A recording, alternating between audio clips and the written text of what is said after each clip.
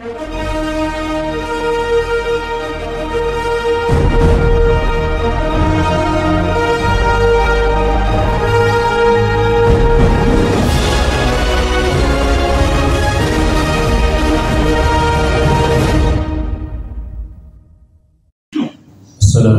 warahmatullahi wabarakatuh. Alhamdulillah wa kafa, wassalatu wassalamu ala nabiyil mustafa wa man sara ala nahjihi faqtiqtafa wa ba'du. Hadirin hadirat rahimakumullah, marilah kita lanjutkan tema tentang tazkiyatun nafas yang terkait dengan kebutuhan-kebutuhan hati. Sudah kita bahas, yang pertama dulu adalah kita tutup hati kita ini dari segala macam pintu-pintu syaitan. Yang sudah kita bahas ada 14 pintu utama, mulai dari hasad sampai dengan kita mencari-cari aib kesalahan orang lain. Yang kedua, kita jauhkan sejauh-jauhnya hati kita ini dari hal-hal yang merusak, yang membinasakan hati kita. Ada 6 poin sudah kita bahas. Yang ketiga adalah kita berikan menu makanan utama hati ini, yaitu dengan selalu terkoneksi kepada Allah Ta'ala dengan 3 hal, yaitu selalu berzikir kepada Allah, kemudian mensyukuri Allah Ta'ala atas segala nikmatnya, dan bagus dalam beribadah. Nah, sedangkan kebutuhan yang keempat adalah ilaju maradihi. Kita menterapi, mengobati penyakit hati, yang mana poin yang sudah kita bahas pertama adalah an-nadhuru ilal illah allati fi nafsihi, melihat aib atau cacat yang ada pada diri kita masing-masing. Dari sekian banyak penyakit hati, kira-kira mana yang lebih dominan, itu yang kita utamakan. Sebagaimana kita mengidentifikasi sakit secara fisik, walaupun kita mendapatkan penyakit yang komplikasi, tapi ada yang dominan. Nah, itulah yang diutamakan untuk kita terapi. Kemudian yang kedua adalah riyadhatun nafas wa tahdhibul khuluqil hasan, olahraga jiwa dan melatih diri kita supaya memiliki akhlak yang baik. Dalam kitab Ihya Ulumuddin, Imam Ghazali menyampaikan di antara cara yang bisa kita lakukan untuk riyadhatun nafas ada 4 tahap. Yang pertama yaitu mengendalikan konsumsi makanan atau qillatut ta'am. Ini cocok dengan tema kita saat ini, yaitu pada saat kita puasa. Menyedikitkan makanan ini dalam rangka untuk mautus syahwat, ya, mematikan syahwat. Karena puasa ini dalam hadis dikatakan asyamu junnah, puasa adalah sebagai perisai yang bisa membentengi seseorang dari segala macam syahwat, terutama syahwat farji dan syahwat perut. Nah, itu kita kendalikan ya, dengan mensedikitkan makanan. Yang kedua adalah dengan mengurangi tidur. Karena qillatul manam ini bisa memberikan safwul iradat, kesucian kemauan-kemauan kita. Jangan sampai pada bulan Ramadan yang mulia ini justru diperbanyak tidur. Ini rugi sekali. Keberkahan yang kita dapatkan di hari-hari Ramadan, baik itu harinya, malamnya, jamnya, menitnya, detiknya, semuanya barokah. Iman-iman kalau kita hanya habiskan untuk tidur saja. Kalau kita tidak semangat di bulan Ramadan, terus mau semangat kapan lagi? Kalau kita tidak memiliki semangat untuk menghidupkan hari dan malam Ramadan, maka kapan lagi? Ya, belum tentu Ramadan akan datang kita bisa dipertemukan kembali. Yang ketiga, dengan pembatasan hasrat bicara, syahwatul kalam, ini kita kendalikan. Karena dengan mensedikitkan bicara itulah akan selamat. As-salamatu minal afat, kita selamat dari segala ketergelinciran. Salamatul insan fi hifdzil lisan, keselamatan seseorang itu dengan sedikitnya atau dengan menjaga pembicaraannya. Jadi Jadi kalau selama ini kita punya kekurangan ya dalam hal suka bicara, gampang berkomentar, gampang nyeletuk yang tidak ada manfaatnya, mari momentum Ramadan kita minimalisir, baik itu bicara secara verbal langsung atau di media sosial lewat grup-grup WA yang mungkin tujuannya untuk menyegarkan suasana, tetapi kalau tidak ada manfaatnya ya lebih baik diam ya. Karena semua yang kita bicarakan itu ada hisabnya. Ma yalfidhu min qaulin illa ladayhi raqibun atid. Tidaklah keluar lafaz dari mulut kita kecuali ada hisabnya, dicatat oleh raqib dan atid itu. Kemudian yang keempat adalah kita berlapang dada terhadap perlakuan buruk yang mungkin diterima dari orang lain. Ihtimalul adza, yang itu akan al-bulugh ila ghayati ruhiyah, akan mengantarkan seseorang kepada tujuan-tujuan iradah yang baik, tujuan kejiwaan yang baik. Nah, ini sudah kita bahas di pertemuan yang sebelumnya. Nah, kita lanjutkan poin ketiga sebagai terapi untuk penyakit-penyakit hati, itu al-amal bil munjiyat. Kita melakukan amal-amal penyelamat. Wa min a'dhamiha, di antara yang utama ada 6 poin ya. Kita bahas secukupnya sesuai dengan alokasi waktu saat ini. Yang pertama, al-ikhlasu lillah wa husnun niyyah. Ikhlas karena Allah Ta'ala dan memperbagus dalam hal niat.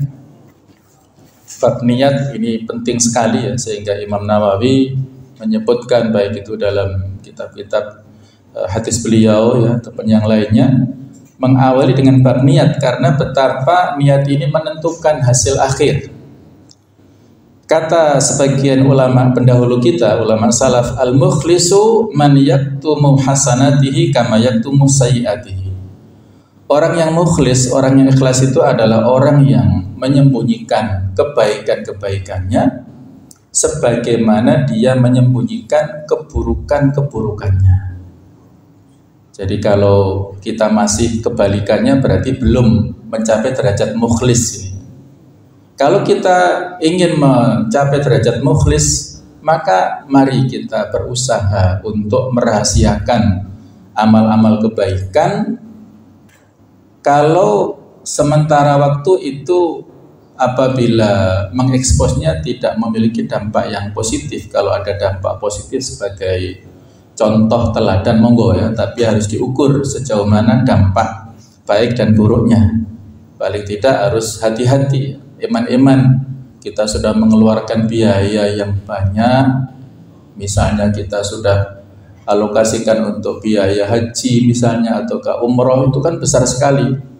Tapi kalau dipublikasikan dengan masif dalam bentuk berbagai macam media yang harapannya itu membuat ya viral dan sebagainya ya, ada unsur-unsur riya di situ. Hati-hati ya, iman-iman sudah biaya banyak, sementara hasilnya nol di sisi Allah Ta'ala. Jadi orang mukhlis sekali lagi, orang yang suka menyembunyikan kebaikannya sebagaimana dia suka untuk menyembunyikan segala keburukannya. Wa qala Yusuf bin al-Husain, dia mengatakan, a'azu syai'in fid dunya al-ikhlas. Sesuatu yang mulia, yang termulia di dunia itu adalah keikhlasan.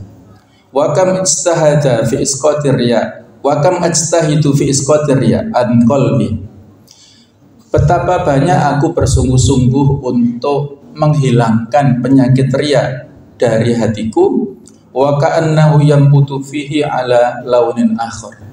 Seolah-olah ia tumbuh dalam bentuk corak yang lain. Ini coba kita perhatikan ulama yang kita yakini atau jauh di atas kita ya kualitasnya, tapi sangat khawatir dengan potensi riya ini.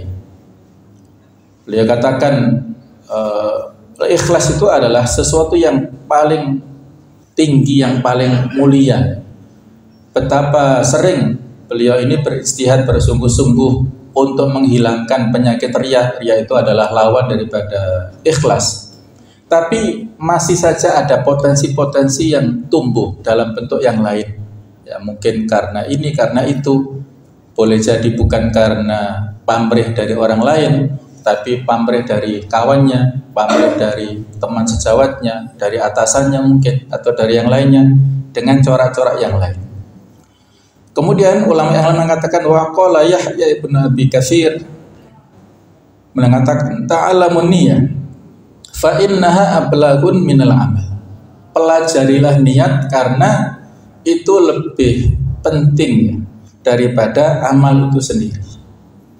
Lebih dahsyat dan lebih dominan, lebih prinsip daripada amal. Amal apapun penting, tapi yang lebih penting adalah niatnya yang mendasarinya. Sedangkan Ibnu Qayyim mengatakan al-amalu bi ghairi ikhlas wala iqtida kal musafir yamla'u jarabahu ramalan yufqiluhu wala yanfa'u. Orang yang beramal tanpa ikhlas dan tanpa ikut petunjuk Rasul itu seperti seorang musafir yang memenuhi keranjangnya ataupun tempat bawaannya itu dengan pasir, tetapi tidak penuh, artinya tidak tertutup. Akhirnya apa? Yufqilu wa la yanfa'u. Dia memberati tetapi tidak bermanfaat baginya. Kesana kemari bawa sesuatu yang berat tetapi nggak bermanfaat. Nah, kurang lebih seperti itulah ya. Pesan-pesan dari para ulama pendahulu kita ini, jangan sampai kita sudah seolah-olah banyak beramal tetapi kosong, tidak ada manfaatnya baik di dunia ataupun di akhirat. Kalau yang dilakukan oleh orang kafir jelas amilatun nasibah. Ini amal-amal yang memberatkan ataupun yang tidak ada manfaatnya yang dilakukan oleh orang kafir, itu jelas nggak ada manfaat. Tapi kalau kita muslim seolah-olah beramal banyak tetapi tidak ada niat ikhlasnya, kemudian juga tidak ada sesuai dengan petunjuk Rasul, akhirnya sia-sia. Nah, kalau amal itu dilandasi dengan keikhlasan jamaah sekalian, insya Allah Allah akan mengantarkan kepada keridhaan yang Allah sampaikan ataupun dari manusia, walaupun barangkali secara zahir sepertinya itu sesuatu yang agak ekstrim ya. Dulu mungkin pernah saya ceritakan bagaimana suatu saat Sultan Murad yang keempat di Turki itu satu saat beliau gelisah di istananya, sehingga keluar dari istananya bersama dengan para pengawal tapi tidak memakai baju dinas ya. Beliau memakai baju preman biasa, menyusuri lorong-lorong kota-kota di ujung-ujung kota Turki di Istanbul sana. Akhirnya pada malam itu menemukan sosok mayat yang tergeletak di jalan, dan orang-orang tidak ada yang ngurus karena orang yang meninggal itu terkenal banyak melakukan kemaksiatan menurut versi mereka. Mereka menjuluki dengan zindik, suka pergi ke tempat pelacuran, ke tempat minuman keras. Mereka nggak mau ngurus jenazahnya. Akhirnya Sultan mengatakan, ini kan saudara kalian seiman juga, coba tunjukkan mana rumah mayat ini, di mana rumah kediamannya. Kemudian ditunjukkan di sana, sebelah sana. Kemudian dibawalah mayat ini dan disambut oleh istrinya kedatangan mayat ini dan mengatakan bahwasanya kata-kata yang menurut Sultan ini aneh. Semoga Allah merahmatimu wahai wali Allah, itu kata-kata daripada istrinya. Aneh ini. Kemudian Sultan bertanya, apa tadi kamu bilang? Iya, dia ini menurut istrinya itu wali Allah karena soleh luar biasa, kata Sultan. Tapi orang-orang memberikan label kepada suami dengan label yang buruk. Kata istrinya, iya, suami saya ini punya kebiasaan yang aneh. Satu malam dia bawa uang yang banyak, kemudian pergi ke tempat-tempat pelacuran untuk memberikan uang kepada para tuna susila tersebut, suruh pulang supaya nggak praktek pada malam ini dan agar orang-orang nggak melakukan kemaksiatan. Nah, kemudian saat yang lain, malam yang lain dia bawa uang banyak, pergi ke tempat-tempat yang menjual minuman keras, terus diborong semua. Akhirnya orang-orang, para pemuda yang biasa teler nggak bisa beli minuman keras, stoknya sudah habis. Nah, rupanya itulah yang dilihat oleh orang-orang ya, sehingga dia dijuluki orang yang fasik atau zindik itu. Kemudian istrinya bilang begini, wahai suamiku, kalau Anda melakukan ini terus-menerus, nanti kalau Anda meninggal nggak ada yang mau mengurus jenazah Anda, nggak ada yang mau mensolati dan lain-lain. Kata suaminya begini, insya Allah, tenang saja, insya Allah nanti kalau saya meninggal, saya akan diurus oleh khalifah dan jenazah saya akan disolati di istana. Masya Allah. Rupanya mungkin itulah semacam ilham dari Allah ya. Sehingga Sultan Murad mengatakan, ya, saya adalah Khalifah Sultan Murad dan minta izin kepada panjenengan akan saya bawa jenazah suami ini untuk kita urus di istana. Dan akhirnya dibawa ke istana, dimandikan, dikafani, kemudian besoknya disolati, dan seluruh masyarakat muslim di Istanbul mensolati jenazah orang yang soleh ini. Itulah sama sekalian, keikhlasan yang dilakukan oleh orang ini betul-betul ya, dilandasi ya, dalam amalnya tersebut, dan Allah membuat ya, ini representasi dari sebuah hadis yang bunyinya begini, manil tamasa ridallahu bi sakhatin nas radhiyallahu anhu wa ardhan nas anhu. Barang siapa yang menginginkan ridha Allah dengan kemurkaan manusia, maka Allah akan meridhoinya dan dijadikan orang-orang ridho kepadanya. Kebalikannya, wa manil tamasa ridwan nas bi sakhatillahi sakhatallahu alaihi wa askhatan nas alaihi. Barang siapa yang mencari ridho manusia dengan kemurkaan Allah, maka Allah murka kepadanya dan orang-orang dijadikan murka kepada orang ini. Jadi yang kita sebut tadi kisahnya itu seperti poin yang pertama tadi ya. Dia nggak peduli dengan pandangan orang lain terhadap dirinya. Yang penting Allah ridho. Maka ketika dia meninggal, Allah ridho kepadanya dan orang-orang dibuat ridho kepada orang ini. Walaupun kalau kita tiru sekarang juga tidak bisa saklek ya. Tetap kita sebagai muslim harus menjaga muru'ah, kewibawaan, posisi diri kita ya, supaya hal-hal yang terkait cap-cap dan sebagainya itu bisa kita minimalisir ya. Ridho Allah tetap, ikhlas tetap, tetapi juga dengan cara-cara yang billati ahsani, dengan cara yang terbaik dalam berdakwah ini. Kemudian jemaah sekalian, yang kedua yang bisa kita lakukan untuk menterapi, mengobati penyakit hati kita adalah dengan at-taubatu wa kathratul istighfar. Bertaubat dan memperbanyak kalimat istighfar. Allah Ta'ala berfirman di surat An-Nur ayat ke-31 di akhir ayat ini, wa tubu ilallahi jami'an ayyuhal mu'minun la'allakum tuflihun. Bertaubatlah pada Allah wahai orang-orang yang beriman semuanya, agar kalian mendapatkan keberuntungan. Jadi asbabul falah, sebab-sebab keberuntungan dalam Al-Quran banyak sekali. Di antaranya adalah dengan bertaubat. Kata para ahli tafsir, at-taubatu min muqtadhayatil iman. Taubat itu salah satu di antara tuntutan keimanan.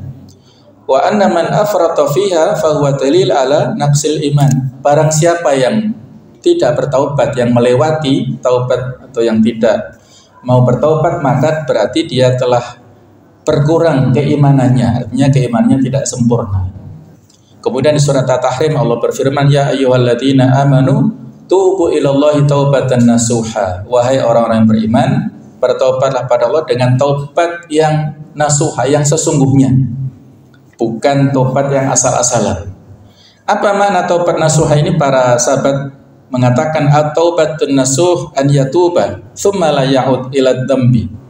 Taubat yang sesungguhnya adalah apabila seseorang bertaubat dan dia tidak kembali kepada dosa, kama la ya'udu al-labanu ila dhor'i, sebagaimana tidak kembalinya susu kepada ini ya, tetek ibunya, dia tidak kembali ya. Artinya taubat tidak kembali kepada maksiat.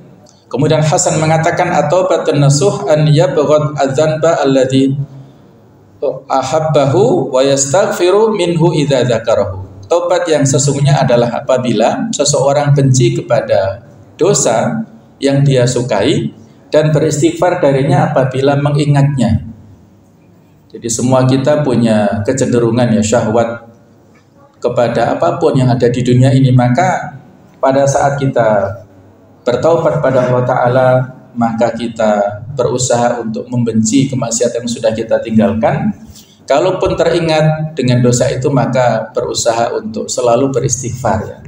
Jangan-jangan masih ada potensi-potensi kemaksiatan tersebut yang barangkali itu akan muncul di akhir-akhir hayat kita, itulah yang harus kita waspadai ya.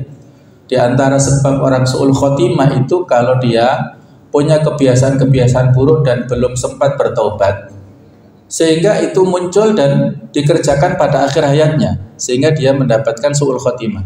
Itulah yang harus kita waspadai. Al-Kalbi mengatakan taubat nasuha itu adalah an yastaghfira bil lisan. Dia beristighfar secara lisannya, wa yantabu bil qalbi, hatinya menyesal, wa yumsiku bil badani, dan dia menahan fisiknya supaya tidak melakukan perbuatan itu. Sama sekalian, ada banyak contoh dari para ulama pendahulu kita ya. Mereka sebelumnya sebagian ya itu bukan orang yang baik-baik saja, tapi orang-orang yang ya tidak lepas dari segala kemaksiatan. Beberapa sudah kita ceritakan bagaimana masa lalu Ibrahim bin Adham misalnya, bagaimana masa lalu Fudail bin Iyad, bagaimana masa lalu ulama-ulama yang lain seperti Malik bin Dinar ya. Saya sebutkan salah satu ulama yang terkenal dengan kelucuannya, yaitu Abu Nawas atau Abu Nuwas ya. Beliau ini diberikan potensi yang luar biasa, kecerdasan ya, yang luar biasa, terutama dalam hal olah katanya. Beliau juga seorang syair, penyair ya. Lahir sekitar tahun 145 Hijriah di kota Ahvaz di daerah Persia. Nama aslinya itu Abu Ali Al-Hasan bin Hani Al-Hakami. Jadi beliau ini ya seorang yang diberikan kecerdasan luar biasa dan sampai direkrut oleh khalifah ya saat itu yang hidup pada masanya adalah Harun Ar-Rasyid. Direkrut untuk menjadi penyair negeri atau syairul bilad. Jadi punya fasilitas yang mewah dari kerajaan, uangnya banyak ya, karena ya termasuk pejabat kerajaan lah gitu ya.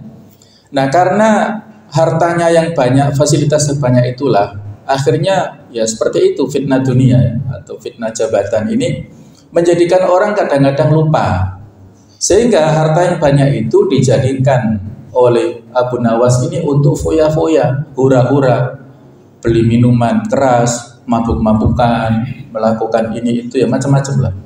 Sampai satu saat, kisahnya agak panjang tapi saya ringkas, pada bulan Ramadan, ini titik balik taubatnya Abu Nawas ini. Pada bulan Ramadan, beliau mabuk berat, kemudian didatangi oleh seorang alim yang memberikan nasihat, wahai Abu Hani, jika engkau tak mampu menjadi garam yang melezatkan hidangan atau makanan, maka janganlah menjadi lalat yang menjijikkan, yang merusak hidangan itu. Wah, rupanya nasihat ini menancap kuat di benaknya Abu Nawas ini. Apabila engkau tidak mampu menjadi garam yang membuat lezat hidangan, jangan menjadi lalat yang mengotori, yang merusak hidangan itu. Itu terus dijadikan sebagai inspirasi oleh Abu Nawas sehingga beliau akhirnya bertaubat dengan taubatan yang nasuha ya. Ada syair yang sangat terkenal yang biasa dibaca-baca di masjid-masjid setelah Jumatan itu ya, itu yang berjudul I'tiraf. I'tiraf itu artinya pengakuan. Yang kita baca misalnya ilahi las tulil firdausi ahlan, ya Allah ilahi las tulil firdausi ahlan, aku tidak layak untuk masuk ke surga Firdaus, wala aqwa ala naril jahim, tetapi aku juga tidak kuat untuk masuk ke neraka jahim ya. Barangkali kalau ini dalam perspektif orang awam ya, masuk memposisikan dirinya tidak layak masuk surga terus masuk neraka terus mau masuk mana itu ya, mungkin begitu ya. Jadi kalau kita mensikapi syair itu bukan dari kacamata umum ya, tapi memang sudut pandang seni. Ini ada seninya ya, bukan berarti terus tidak yakin masuk surga, ragu-ragu minta surga, bukan begitu. Tapi ini ada unsur seninya ya. Fahab li taubatan waghfir dzunubi, maka berikanlah karunia kepada taubat dan ampunilah dosaku. Fa innaka ghafiru dzambil afif, karena engkau adalah zat yang maha menerima taubat yang banyak. Ini syair Abu Nawas yang sering dibaca di masjid-masjid ya. Jadi inilah teman sekalian ya, karena waktu yang terbatas kita bahas 2 poin dulu. InsyaAllah kita akan lanjutkan pada kesempatan berikutnya.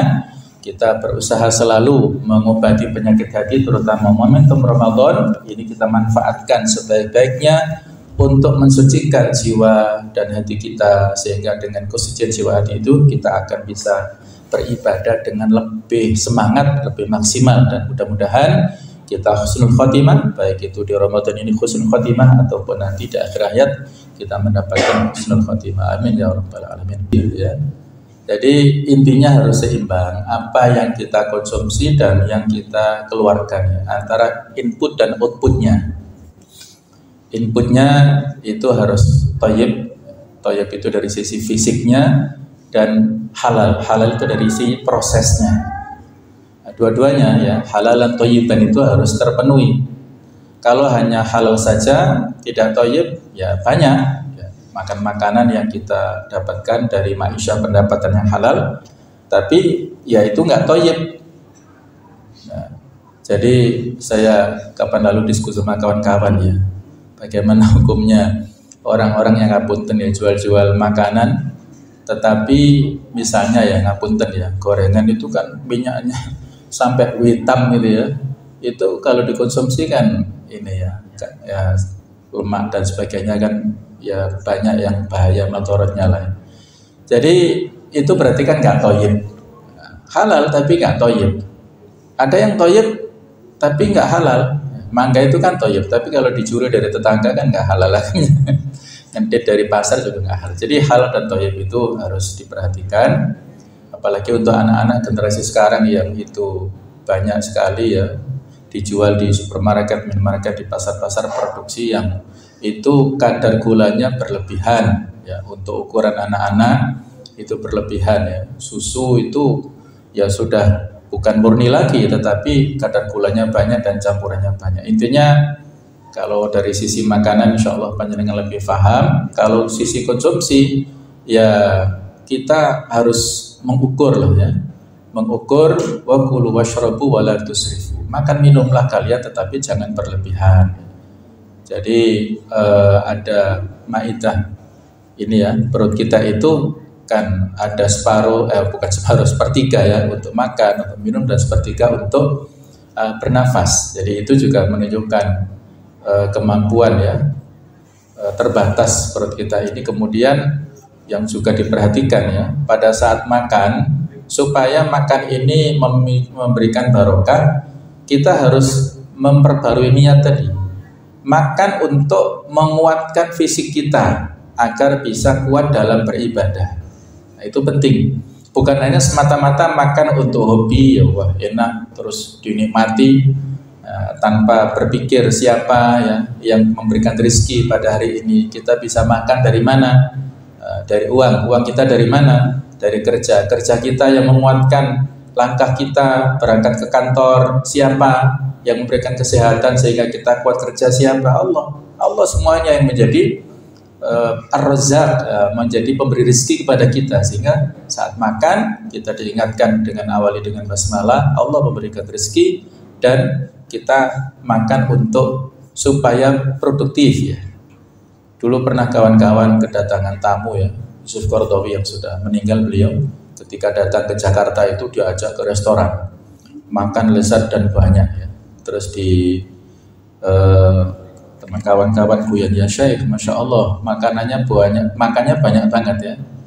Beliau mengatakan, antum jangan melihat inputnya, tapi coba lihat outputnya gitu ya. Itu guyonannya beliau. Yang saya makan banyak karena outputnya juga banyak. Beliau ini orang yang produktif sekali. Bukunya sekian ratus berapa, ceramahnya sekian banyak. Nah, mungkin itulah orang-orang tertentu khusus yang seperti itu ya. Dan juga makanan orang yang soleh itu juga obat ya. Jadi kalau kita bertamu, kalau misalnya itu yang kita tamui itu seorang kiai, seorang alim, guru ya, yang soleh, dan memang makan itu disediakan untuk kita, itu dianjurkan untuk kita habiskan. Memang jatah kita. Imam Syafi'i ketika bertamu kepada Ahmad bin Hanbal kan muridnya ya, itu makanan yang disediakan dihabiskan semua sampai putrinya heran itu ya. Kemudian dijawab oleh beliau, ya makanan orang soleh itu dawa, obat barokah untuk yang memakan ini. Kalau memang jatah kita ya, bukan jatah untuk semua tamu yang lain. Itu diantara contoh dalam hal bab makanan ya, dan minuman. Intinya kita niatkan kita makan minum untuk menguatkan fisik supaya fisik kita memiliki kesehatan dan bisa beribadah lebih maksimal lagi. Insya Allah itu semoga ada manfaatnya. Mudah-mudahan Allah Ta'ala senantiasa memberikan kesehatan jasmani rohani pada kita semuanya. Mohon maaf kalau ada kekhilafan. Subhanakallahumma bihamdik asyhadu an la ilaha illa anta astaghfiruka wa atubu ilaik. Wassalamualaikum warahmatullahi wabarakatuh.